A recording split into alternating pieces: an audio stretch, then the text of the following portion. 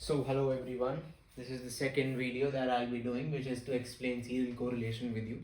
So what does serial correlation actually means? Uh, Before that, what does the assumption actually want to convey to you? The assumption actually want to convey to you is that the residuals, which is the error terms, are independent of each other, that they do not make any pattern within themselves.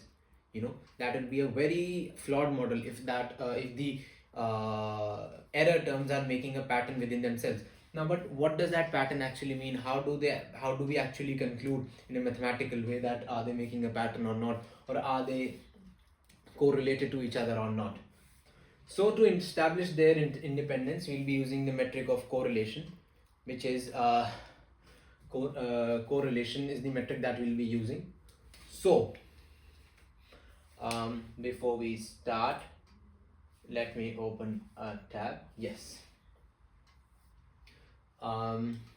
So what does correlation mean? Correlation means it is the power of the connection between two set of variable. For example, if x and y variable, we are given x and y variable, and we are said that the correlation between them is 99%, it implies that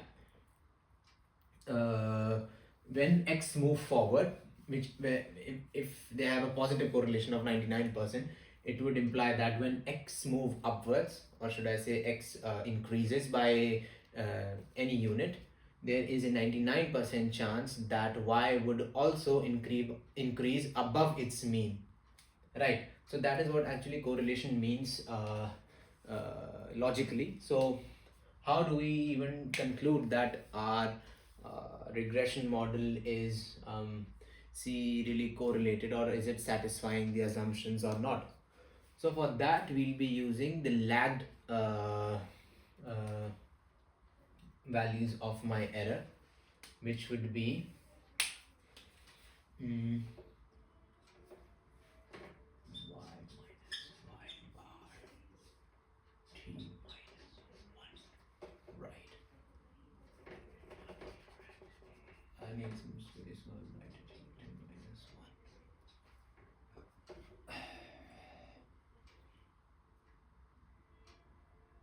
1. So our first lagged value here would be this. Second one would be 0.25. This one would be 0.6. This one would be 0.4. So notice what we're doing here. We are actually just plotting, first of all, just to help you do it step by step. We are just plotting the lagged values against the upcoming variable. For example, my first error of the model was 0.67. I have plotted it against 0.25, which is the upcoming error after the first one, and subsequently I've done the same thing for every variable. Now, this tendency of comparing the first variable with the second with the third, we are just using a lag of 1, which means that this 0.25 is being compared by an observation which is lagged by 1, which means its previous observation. 0.25 is the first. If this was the second observation for the error, I'll be comparing it with the first observation of error. That is a lag of 1. So this is what a lag of 1 means. So this is what the lag of 1 means, and now I'll be telling you what their independence or their correlation would mean. We will now be comparing these two sample sets, these two observations with each other. I'll just let these arrows be like that so that you have a better understanding. So this will consider as another set of variable.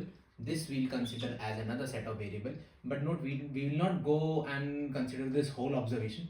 We'll only consider it till here.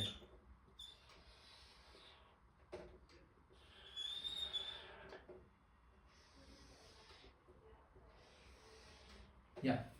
So for this correlation test, we'll only be considering till here, and then we will use the correlation formula, which is you can use covariance of, I'm really sorry, we can use the covariance of x and y upon standard deviation of x and y as our correlation formula, and then we can find the correlation of these two sample sets. Now the real game starts here. What if my correlation here of these two sample sets using this formula comes out to be 0.92? What would that imply? It implies that these observations of the error are significantly interconnected to each other. They are not independent. It's the value of 0.67 is heavily dependent on 0.25, and value of 0.25 is heavily dependent. Note that I'm not actually doing the actual calculation for you. I'm just proving it as an example. So please do not scrutinize me for not using the actual values, because if I do that, I'll be not able to explain it to you well, because I'm using a very small sample set, and this evidently is biased. So a correlation of 0.92 would mean that these two set of variables are very much linked to one another, and their correlation power or their power to vary against each other is typically very high, and it is positive as well. It could have also been serially correlated if the power were to be if the correlation were to be 0.92 in the negative side, which means that if x increases, y would decrease by the subsequent value. So what does that mean? If they are correlated, what would that imply? It implies that their errors are not independent. The errors are somehow interconnected to one another. The previous error is somewhat explanatory, or previous error is somewhat explains you what the next error would be, which does not help us making it independent, which would imply that it's not independent. So what does this imply? It implies that we are in our model, we are missing out something, we are missing out a pattern that is there in the model, but we are not able to account for it, and we are not able to use the correct independent variable, we are not able to use the correct number of observations. That is what a serially correlated data set would imply. Now, what if the correlation between these two sets were to be 0.001? Now that is absolutely negligible. A correlation of 0.01 is nothing. So we can conclude that these two, if it were to be 0.01, we can conclude that these two observation sets, which is the first, which is the error terms and the lagged error terms by value of 1, are not correlated with one another. Hence they are independent, and hence this model is good to use. We can also try and test it with other lagged values of the error as well, which is y minus y bar t minus 2. This is just to show you how it works actually. So for this we'll be using, give me a minute if you can. Yes.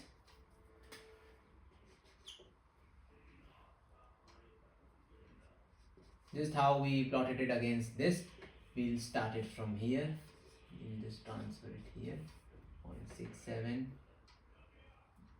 0.25, 1.6. Now, which sample set or which set of observations would we be testing against each other now? We will be now testing the first observation set, which was nothing but this, against this. Now again, I am really sorry for using a small sample set, but in practice this will be a very large number, so you can test it easily, but with 3 observations you cannot test it. So you can test it against any number of observations you like.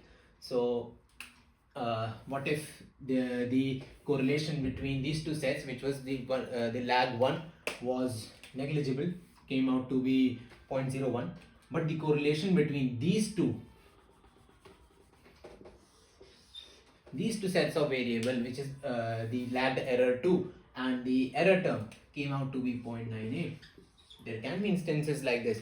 So that would imply that the error terms are severely interconnected to the error terms, two error terms behind it. For example, this error term was heavily correlated to this. This error term was heavily correlated to this, and you can see that this is what it is plotted against it. This is what it is being tested against. So what does it imply? That again our model is showing some patterns in its errors, which is not good. We are not accounting for something. We are missing something in our model. What is that that we are missing? I'll tell you in the subsequent videos. So please hold on to your horses. And yes, you can also try and plot error terms against the x variable, and when it is correlated, it will show you patterns like this, like y minus y bar, which is nothing but the error term, and we plot it against x. So you will see that correlated, whenever there is correlation amongst the lagged values or amongst the error terms, you will find that when you plot these error terms, it will be something like this, making some sort of a pattern.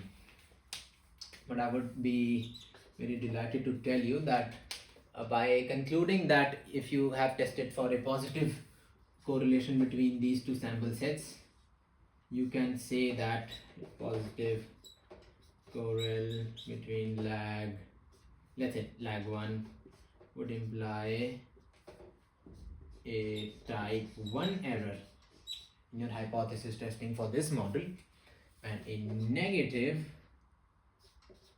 and a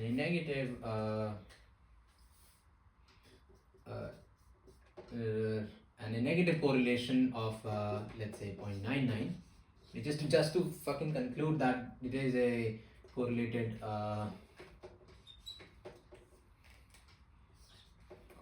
value. It will result in type 2 errors. With that, we have come to an end of the video. In the next video, I'll be explaining you what multicollinearity means and what the normality assumption of the error terms means. So yes, by this I think we can end our video. You can look and check whatever you want, take a screenshot. So yes.